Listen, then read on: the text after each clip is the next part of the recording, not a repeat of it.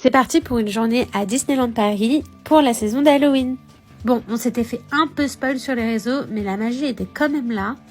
Et c'était la première fois qu'on venait sur le parc pour la saison d'Halloween, donc ça c'était trop cool. On est arrivé à 8h30 pour profiter de l'heure de magie en plus qu'on a. Et évidemment faire BTM, et Space Mountain et Autopia aussi. Bon, et après le parc a ouvert, donc énormément de monde sur cette journée-là.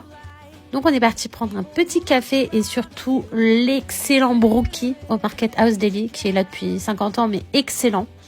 Et après ça on voulait absolument faire un petit tour à Phantom Manor pour la saison d'Halloween évidemment. Et on a bravé les 30 minutes d'attente. Et oui. Bon, et comme il y avait énormément de monde sur le parc ce week-end-là, on a décidé de faire la chasse aux M&M's.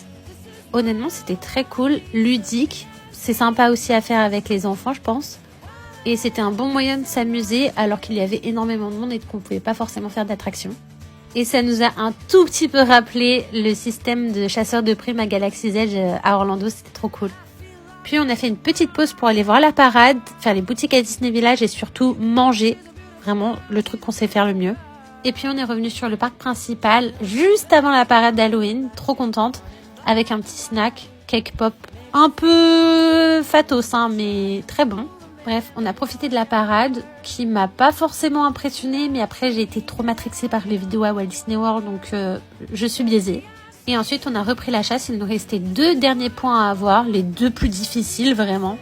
Et on n'a pas triché, on n'a pas voulu regarder sur les réseaux et surtout on a vraiment cherché le dernier point, même si on savait quel autocollant mettre.